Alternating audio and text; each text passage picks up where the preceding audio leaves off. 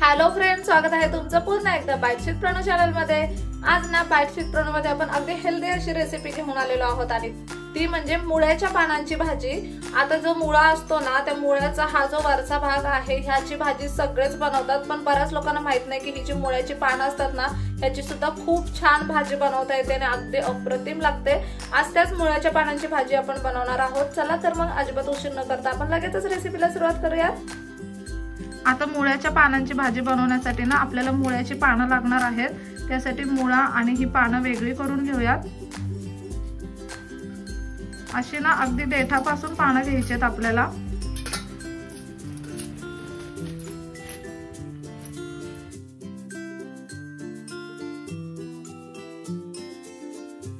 ही पानं ना अशा पद्धतीने झटकून घ्यायची, जेणेकरून त्याच्यामध्ये कोणती माती वगैरे असेल, एखादा किडा आळी वगैरे असेल ना, तर ते निघून जातं। आता इथे मुळे आपण बाजूला काढून घेतलेले आहेत आणि ही पानं वेगळी करून घेतलेली आहेत।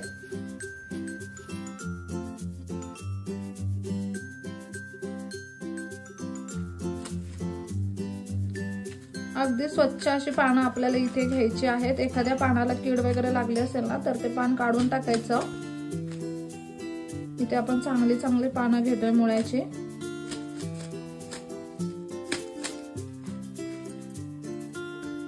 ही ना मुळ्याची सगळी छान अशी पानं आपण इथे घेतलेली आहेत, तुम्ही पाहू शकता।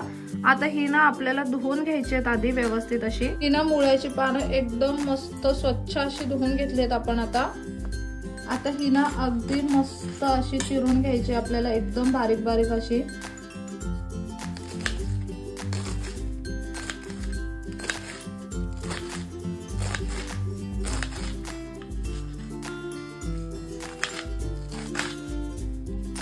तुम्ही कोणतीही पालेभाजी बनवत असाल ना, तर ती कधी पण चिरायच्या आधी धुवायची, जेणेकरून त्याच्यामध्ये जीवनसत्व आहे तशी राहतात। तुम्ही जर पालेभाजी चिरून त्याच्यानंतर मग ती धुतली ना, की त्याच्यामधली जी पोषक जीवनसत्व असतात ती सगळी निघून जातात। त्यामुळे एक गोष्ट लक्षात ठेवायची की नेहमी पालेभाजी आधी धुवायची मस्त स्वच्छ अशी, आणि मग त्यानंतरच ती चिरायची। ही भाजी ना अगदी मस्त अशी चिरून घेतली आपण। आता एका भांड्यामध्ये ही भाजी काढूया। इथे ना एका भांड्यामध्ये आपण चिरलेल्या मुळ्याची भाजी घेतलेली आहे। आता यामध्ये ना थोडं मीठ टाकायचंय आणि ही भाजी ना हातानेच अशा पद्धतीने सोडून घ्यायची आहे।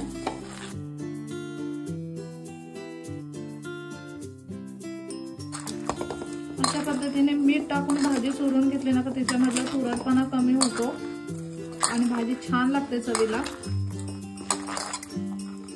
आता ना ही भाजी आपल्याला अशा पद्धतीने पिळून घ्यायची, त्यातलं पाणी पूर्णपणे आपल्याला काढून टाकायचं, जे एक्स्ट्राचं पाणी आहे ते।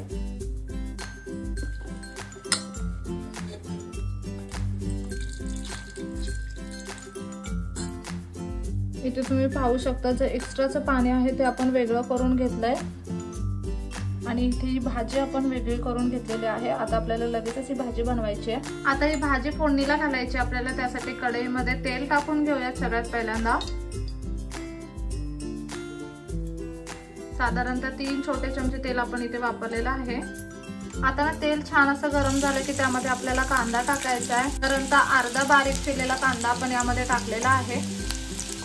इथे 3 मिरच्या आपण थोड्याशा बारीक चिरून घेतलेल्या आहेत, त्या यामध्ये टाकायच्यात। आणि ना आता कांदा आणि मिरची अगदी मस्त असं परतून घ्यायच्या तेलावरती। कांदा आणि मिरची छान अशी परतून घेतल्यानंतर आपण यामध्ये हा चिरलेला मुळ्याची पानं टाकणार आहोत। हे सगळं आता मस्त एकजीव करून घेऊयात।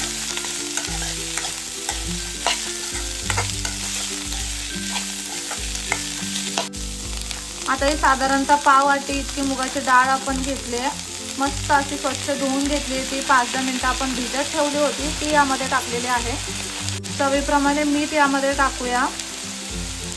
मगाशी पण आपण यामध्ये मीठ टाकलं होतं, थोडंसं मीठ पानानं उरतं, त्या अकॉर्डिंग मीठ यामध्ये ऍड करायचं आहे।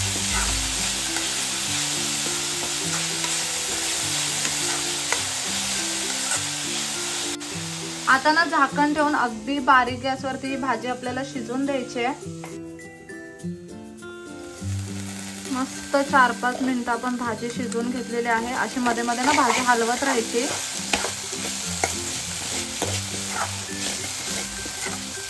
बिना पाणी टाकताच वाफेवरती ही भाजी आपल्याला शिजवून घ्यायची. अगदी मस्त वाफेवरती भाजी शिजते.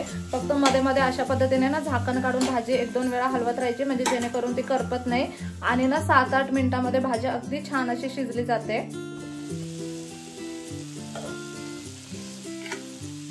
मस्त अशी 7-8 मिनिटांसाठी आपण ही भाजी शिजवून घेतलेली आहे आणि तुम्ही पाहू शकता अगदी मस्त ही भाजी शिजली जाते. आता आपण गॅस बंद करणार आहोत आणि अगदी गरमागरम अशी ही मुळ्याच्या पानांची भाजी खाण्यासाठी तयार आहे.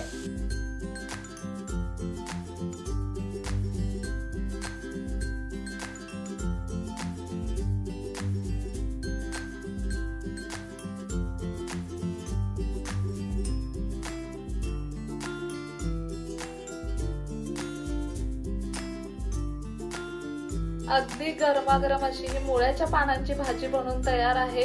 खूप सोप्या पद्धतीने ही भाजी बनते आणि तितकीच पौष्टिक सुद्धा आहे आणि खायला सुद्धा अप्रतिम लागते.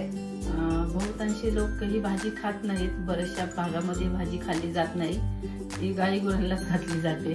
जो मुळ्याचा पाला आहे ना तो मोस्टली लोक खायला मागत नाहीत. जे फक्त मुळा असतो ना तोच खातात आणि हा पाला टाकून देतात. पण हा पाला पण खूप जास्त पौष्टिक असतो आणि ह्याची भाजी पण खूप छान बनते. तुम्ही ना नक्कीच ही रेसिपी घरी ट्राय करा. कसा वाटला व्हिडिओ मला कमेंट करून नक्की सांगा. चला तर मग नेक्स्ट व्हिडिओ मध्ये भेटूया. तोपर्यंत मस्त खा, भरपूर फिरा आणि आनंदी राहा.